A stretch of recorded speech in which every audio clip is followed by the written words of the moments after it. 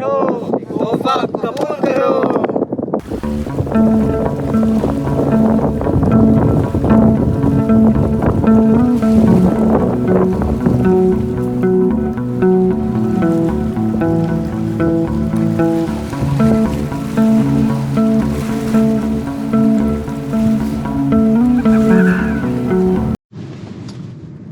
July guys, good morning, welcome back to my YouTube channel.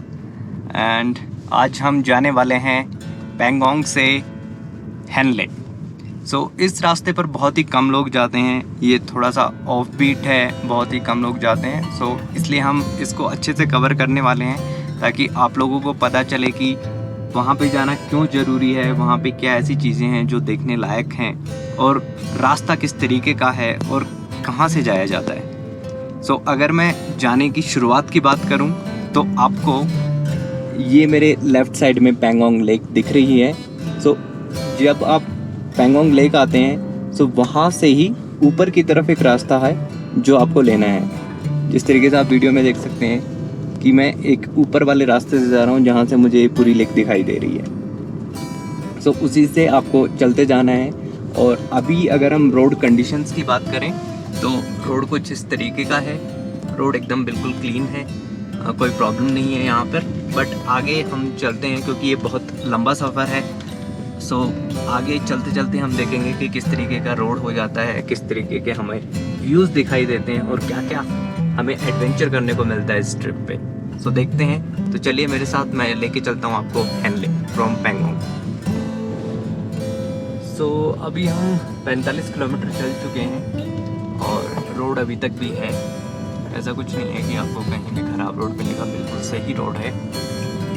और ये लद्दाख की खूबसूरती आप देखिए कि पतला सा रोड है, दोनों तरफ थोड़ा सा मैदानी इलाका और उस मैदानी इलाके के बाद कुछ ये एकदम डेजर्ट जैसे पहाड़, इन पे कुछ नहीं है। और 40 किलोमीटर तक आपके लेफ़्ट साइड में पैंगोंग लेक चलती रहेगी। जैसे कि अभी भी आप हल्की सी उसे देख सकते हैं, लेकिन अब जो है कि रास्ता बिल्कुल चेंज हो चुका है, तो अब पैंगोंग लेक आपको नहीं मिलेगी। अगर आप सिर्फ पैंगोंग लेक के लिए आते हैं और आपको स्टे करना है तो आप मेरिक तक स्टे कर सकते हैं। मेरिक से आगे स्टे नहीं है। उससे पहले आप पैंगोंग सो में भी कर सकते हैं, उसके आगे मान में भी कर सकते हैं, फिर मेरिक में भी कर सकते हैं।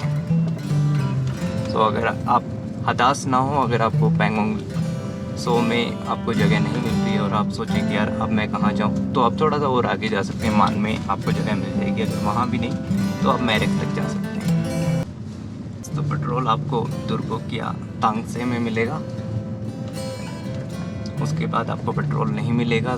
मेक श्योर कि आपकी गाड़ी फुल हो ताकि आप इतना लंबा सफ़र आराम से तय कर सकें और आपको कोई टेंशन ना हो पेट्रोल के लिए या डीजल के लिए। तो हम यहाँ पे 50 किलोमीटर ड्राइव करके अब आ चुके हैं चुसुल पैंगोंग लेक से। और अभी तक रोड कंडीशन बहुत बढ़िया है। ये देखिए चुसुल का मैदानी इलाका आप देख रहे हैं।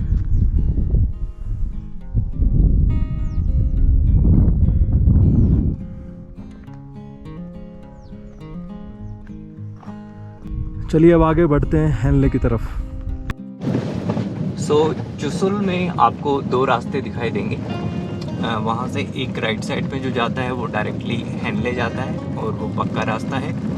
एक जो बिल्कुल स्ट्रेट निकल जाएगा, जो आर्मी कैंप से होते हुए निकलेगा, वो आपको वॉर मेमोरियल तक लेकर जाएगा, रजांगला तक। और उधर से ही आप फिर आगे हेनले भी जा सकते हैं। लेकिन इधर सिर्फ एक प्रॉब्लम है, वो ये है कि इधर का जो रास्ता है वो कच्चा है, ऑफ रोडिंग वाला है, और दूसरी तरफ वाला जो रास्ता था वो पूरा पक्का है। अभी हम एंटर कर रहे हैं रजांगला वॉर मेमोरियल में।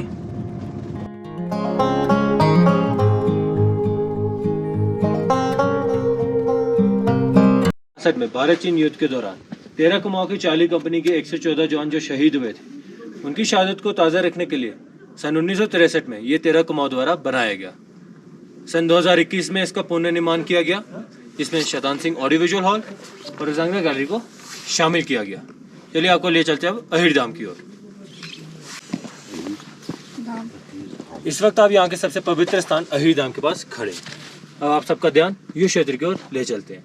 मेरे सामने आपके पीछे एक भूरे रंग का पहाड़, नाम मगर हिल। मगर हिल दाहिने एक काले रंग की नुकीली चोटी, नाम मुखबरी टॉप।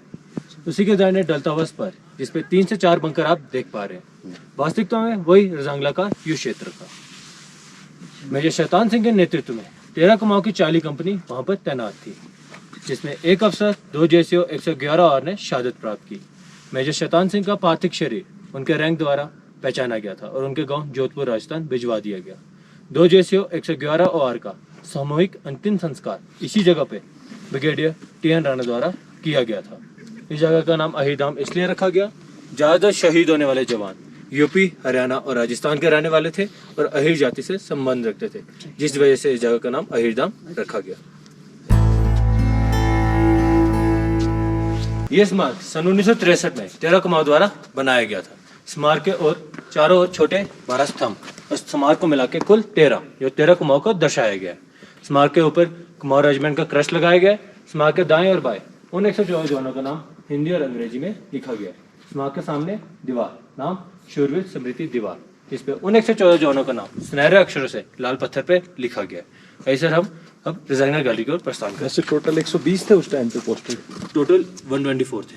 124, तो 114 शहीद हुए थे, 10 बचे थे। 10 बचे थे। उसमें से प्रिजनर वॉर भी थे और कुछ जो वापस भी आए थे।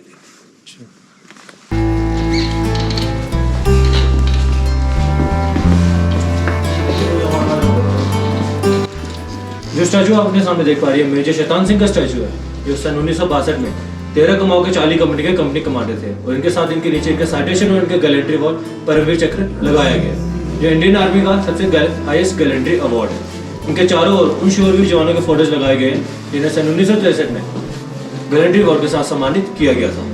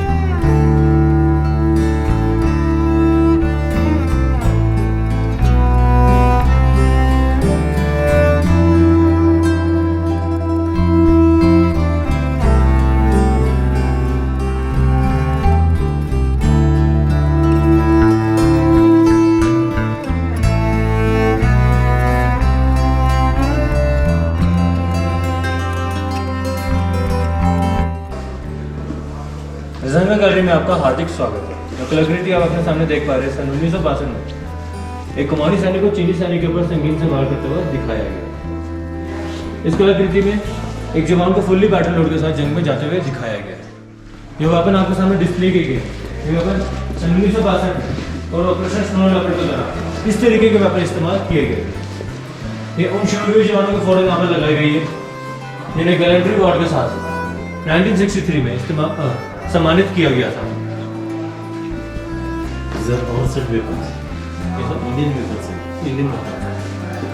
ये एक्चुअल वेपन है जो रजांगला युद्ध के समय इस्तेमाल किए गए थे। ये कुछ बैटलफील्ड्स के आर्टिफैक्ट्स हैं जो 3 महीने के बाद रिकवर किए गए थे बॉडीज के साथ ही।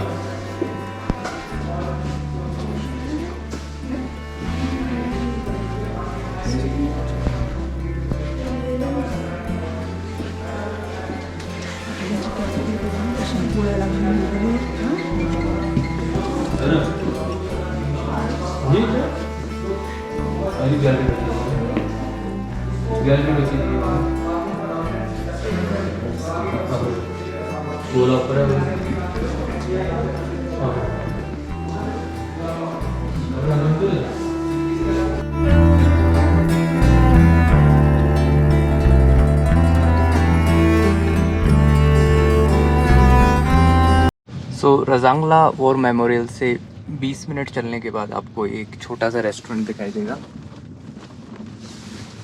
यहाँ पर आप कुछ भी खा पी सकते हैं।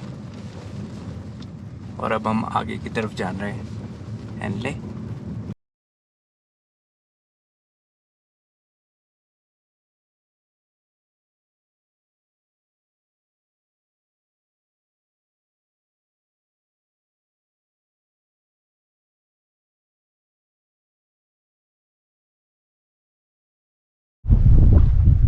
सो रेजांगला से लगभग 1 घंटा चलने पे आपको मिलेगा ये पास ताजागला।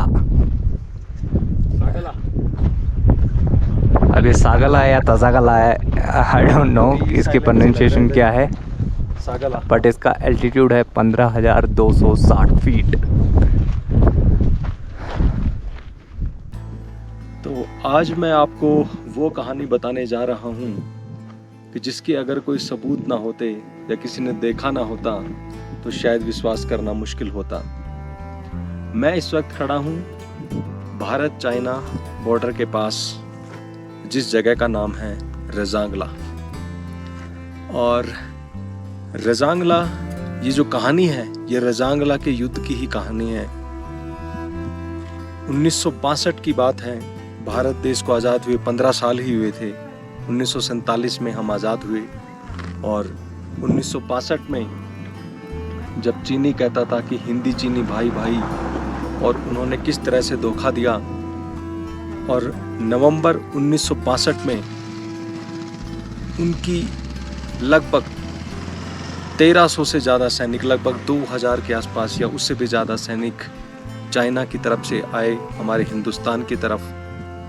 और उस वक्त जो उनका जो निशाना था वो था चुशुल के ऊपर, कि चुशुल को जो है कैप्चर करना है। लेकिन उसी दौरान हमारे इस वक्त रेजांगला में तैनात थे 13 कमाऊ रेजिमेंट के जवान, और उस वक्त मेजर शैतान सिंह उनके ऑफिसर इंचार्ज थे, और लगभग 124 हमारे हिंदुस्तानी सैनिक उस वक्त थे, और चीनी सैनिकों की संख्या बहुत ज़्यादा थी। लेकिन उस वक्त मेजर शैतान सिंह ने ये नारा दिया हमारे जवानों को कि कट जाना, काट देना, लेकिन मुड़कर वापस नहीं जाना। और उस वक्त बैटल लड़ी गई और हमारे जवानों ने बहुत ही बहादुरी से उनका मुकाबला किया, और हमारे 124 जवान थे लेकिन उनके 1300 से ज़्यादा सैनिकों को उन्होंने मार गिराया। और जो उम्मीदें लेकर चाइना आया था कि हम चुशुल पे कब्जा कर लेंगे, और उनको वहाँ से वापस भागना पड़ा क्योंकि उनकी कैजुअल्टी काफ़ी ज़्यादा हो गई थी। कैजुअल्टी हमारी भी हुई क्योंकि हमारे 124 जो जवान थे उसमें लगभग 114 जवान शहीद हुए, जिसमें से 5 प्रिजन ऑफ वॉर हुए और 1 उनकी कस्टडी में ही शहीद हुआ, और बाकियों को जो है जब समझौता हुआ उसके बाद में उनको रिहा कर दिया गया। तो उसके बाद से दोबारा कभी चाइना की हिम्मत नहीं हुई वो रेजांगला की तरफ नज़र उठा के देख सके, और रेजांगला महफूज है। हमारे हिंदुस्तानी सैनिकों ने इसको महफूज कर रखा है कि कोई दूसरी सरहदी ताकतें वो इस तरफ ना देख सकें। तो ये कहानी थी रेजांगला की कहानी।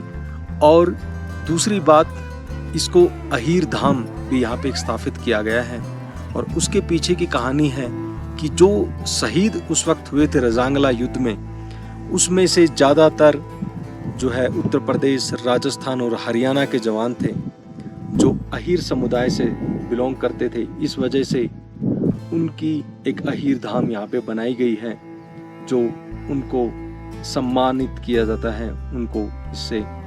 दूसरा, जो जवान शहीद हुए उनको भारतीय सेना का सर्वोच्च पुरस्कार परमवीर चक्र से उन्हें मृत्योपरांत नवाजा गया। तो दोस्तों, ये थी रेजांगला की कहानी। जय हिंद। सो फ्रेंड्स, हमने 100 किलोमीटर की ड्राइव कर लिया पैंगोंग से। उसके बाद में लेफ्ट हैंड साइड में ये एक रेस्टोरेंट आया था, वहाँ पे हमने किया अभी लंच में मतलब यहाँ पे आपको ज़्यादा ऑप्शन नहीं मिलेंगे। फ्राइड राइस थे और दाल चावल, या फिर आप मैगी, ब्रेड आमलेट ये सब ऑर्डर कर सकते हैं। चाय, कॉफ़ी ये सब मिल सकती है। तो हमने खाया फ्राइड राइस, अच्छा था। और अब हम आगे निकल रहे हैं हैनले की तरफ। सो अभी हम लोमा की तरफ जा रहे हैं। लोमा अराउंड 7 से 8 किलोमीटर और है यहाँ से, और ये इस तरीके का कुछ रास्ता है यहाँ।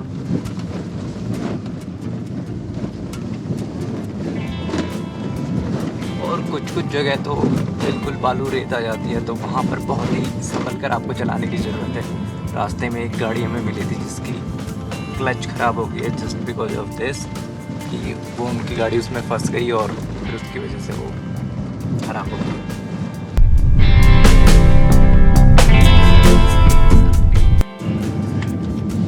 सो अभी आप सामने काफ़ी खूबसूरत नज़ारे देख रहे होंगे कि जो मैदानी इलाका है वहाँ भी हल्की फुल्की घास उगी हुई है, तो काफ़ी अच्छा लग रहा है। और हल्की हल्की छाँव, कहीं कहीं धूप, और ये रेतीले पहाड़। और जस्ट बिल्कुल सामने आपको एक ब्रिज दिखाई दे रहा होगा, इसको कहते हैं लोमा ब्रिज। तो चलिए अब आपको दिखाते हैं लोमा ब्रिज। इस पे स्पीड लिमिट 5 किलोमीटर की है, और इस पर एक टाइम में सिर्फ एक ही गाड़ी जाती है।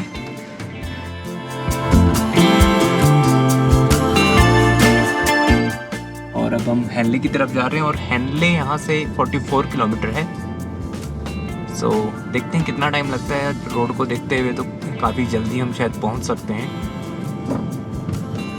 शायद 1.5 घंटे में हम पहुँच जाएं, बाकी देखते हैं। इस तरफ वाले पहाड़ देखिए बिल्कुल डिफरेंट, इस तरफ वाले पहाड़ देखिए ये बिल्कुल ही अलग है। इतने पास होके भी एक दूसरे से अलग है ये देखिए। और ये देखिए अब अचानक से इस रेगिस्तान में एकदम बहार आ गई है। आपको सामने ग्रीन दिख रहा होगा, ये ग्रीन एरिया देखिए आप।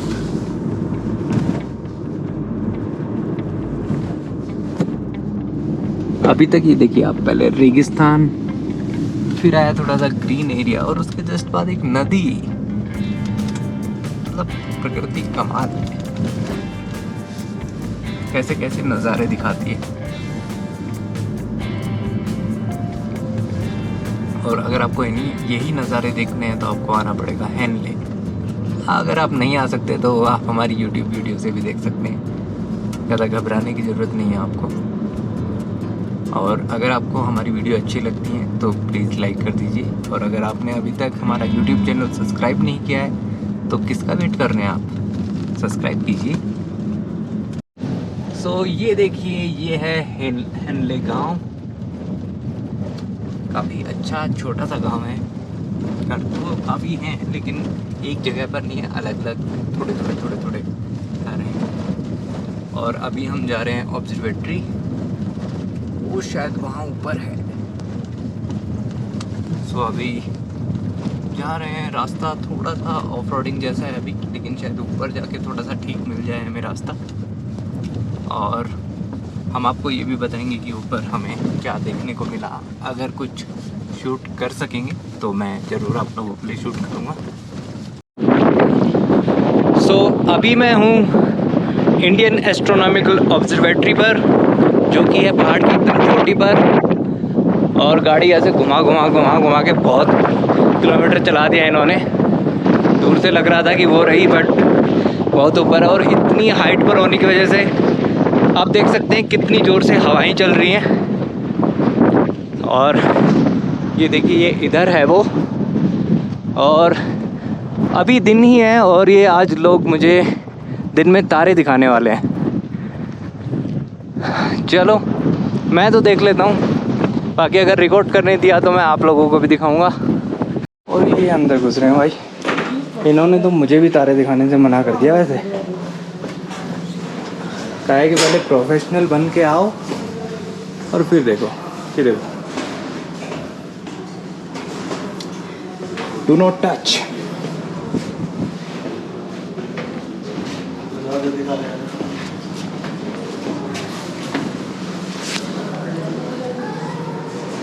भाई लोग किधर आ गया पास? नासा वासा में आ गए क्या?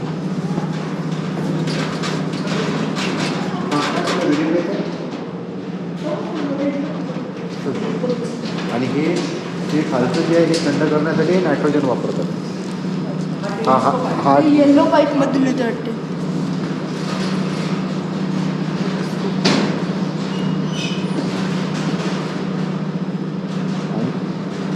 टेलीस्कोपचं इमेजिंग याच्यात येतं. ये इधर भी कुछ सस्पेंशन जैसा कुछ बनाया हुआ है इन्होंने. हवा बहुत तेज है भाई बाहर. और एक किधर से देखते हैं पता नहीं भाई. ये उधर कोई बैठता लगता, ऊपर एक चेयर रखी.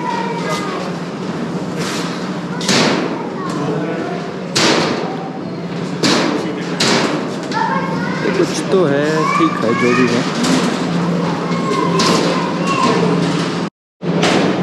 तो टूरिस्ट सिर्फ यहीं तक अलाउड है, सिर्फ आप यहाँ तक क्या कर देख सकते हैं. आप इसको टच नहीं कर सकते, इसको कुछ छेड़ नहीं सकते, इधर उधर हिला के नहीं देख सकते.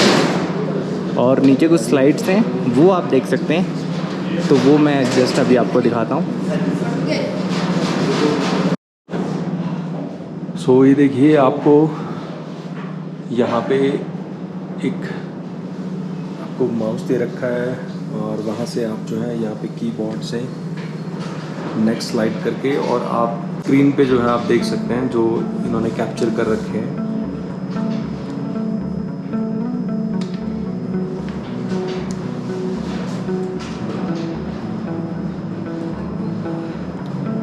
It's all about Indian astronomy. Why they selected here. आप किसी भी चीज़ को अगर पढ़ना चाहते हैं तो वीडियो पॉज करके उसे आप देख सकते हैं. हम थोड़ा सा फटाफट स्लाइड चला रहे हैं.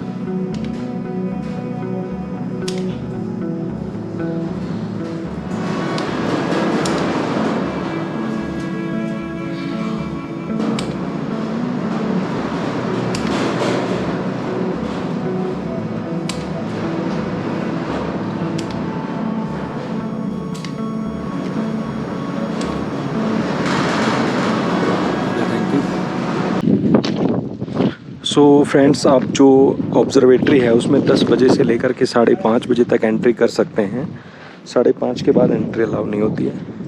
बाकी आप किसी भी लेंसेज को जो है आप यूज़ नहीं कर सकते हैं. आप सिर्फ जो हमने आपको दिखाया कि एक स्क्रीन है और नीचे आप जो है उसको स्लाइड करके आप उसको देख सकते हैं, जो कि यहाँ पे जो कैप्चर किए गए हैं व्यूज़ उनको. ये है इंडियन एस्ट्रोनॉमिकल ऑब्जर्वेटरी हैनले.